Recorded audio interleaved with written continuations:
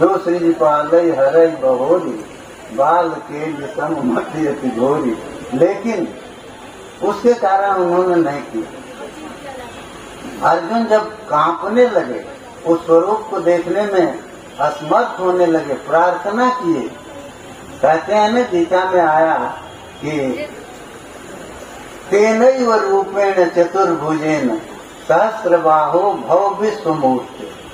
कहे कि हे प्रभु, आपकी अनंत भुजाएं हैं और आप विश्वमूर्ति। रहस्य की बात तो अर्जुन को समझ में आ गई। विश्वमूर्ति माने संपूर्ण जो कुछ दिख रहा है वो सब में आपका ही समुच्चय है। मूर्ति शब्द जो है, मूर्ति शब्द मूर्छा धातु से बनता है। तो मूर्छा का जो है वो धातु का दो अर्थ है, मोह और समुच्चय। तो हम लोग जो हैं पहले अर्थ को पकड़ के और मूर्ति को समझते हैं कि मूर्ति जो है वो अज्ञान के अविवेक के कारण है और इसमें कोई समुच्चय नहीं है, ज्ञान शक्ति नहीं है। लेकिन ऐसा क्यों? अरे जब मूर्छा धातु का दोनों अर्थ है तो कौन सा पाप हो गया समुच्चय में कि आप उसको छोड़ के मोह को ही पकड़े हुए हैं? हम लोग यही पकड़े हैं ना। इसीलिए तो हम मूर्ति को समझते नहीं कि वो खाती है।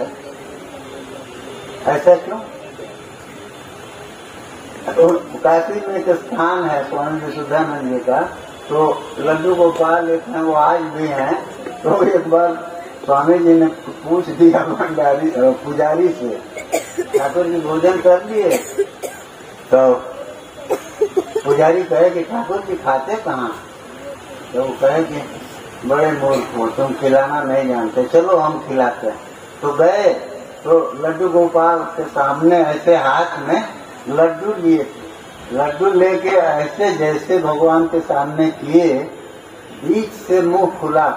आज भी वो भगवान का विग्रह वहाँ है, आप देख सकते हैं, बीच में वो निशान आपको दिखाई देगा। तो मुंह खुला बीच से और वो लड्डू जो है उसके भीतर चला गया। तो हम अपनी अपने नेत्रों से, चर्म चक्षुओं से इतना ही न देख सकते हैं। तो ये उन्होंने पुजारी को दिखाया, कहे कि देखो खाए कि नहीं खाए। तो यही है, ये कहने का मतलब ये है कि आवरण तो है। क्यों? कि बिना सत्य और अनृत के मिले व्यवहार नहीं होता। तो सत्य जो है उसका अनृत से आवरण हुआ। अनृत माने माया। तो माया से जो है वो परमात्मा ढका हुआ।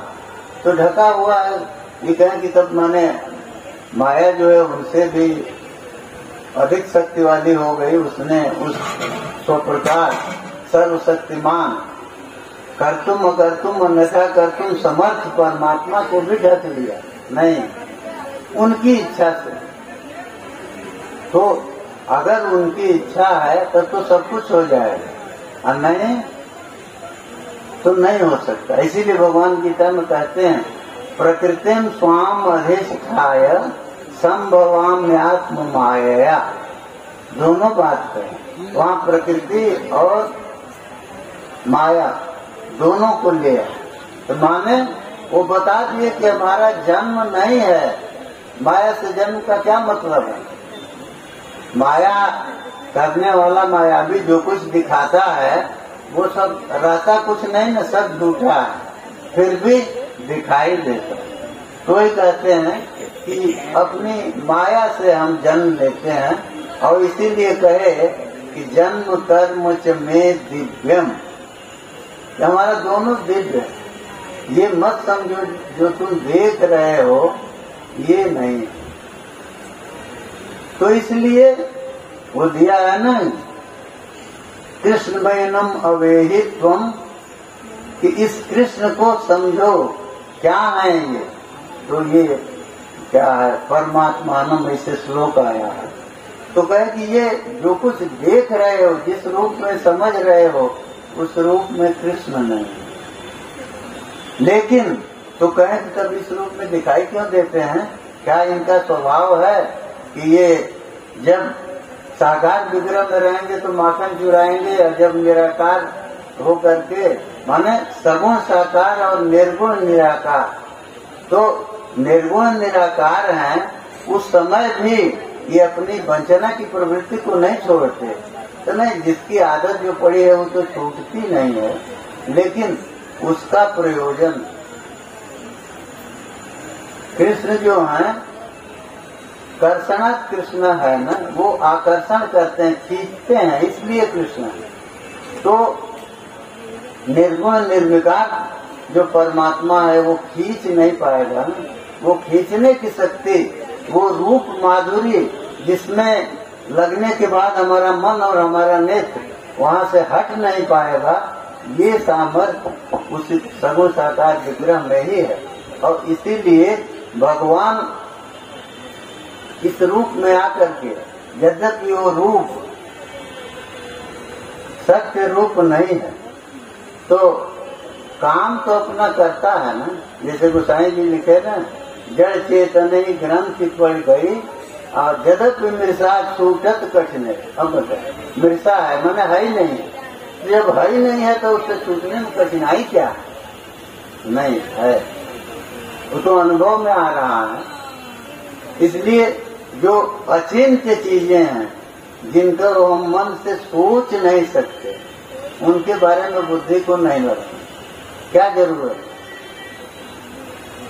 परमात्मा का इतना सुंदर विग्रह, उसी का हम चिंतन करें, और चिंतन करते करते जब वो समझेंगे, इसलिए कह रहे हैं कि देखिए दो तरह के सेवक होते हैं आपके, आज भी हम अनुभव करते हैं अपने दैनंदिन जीवन में।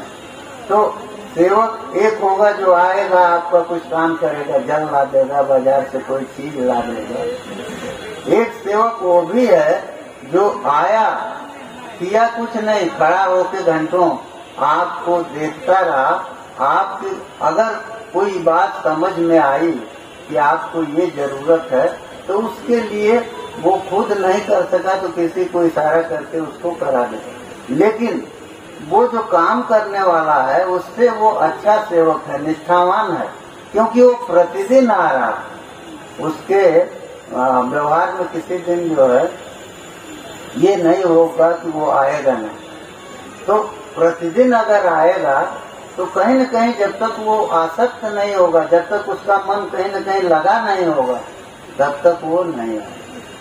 तो परमात्मा इतना खेल करते हैं, ये उनकी व्यवस्था है कि वो अपने रूप के जाल में फंसा करके और हमारी बुद्धि को अपनी ओर मोड़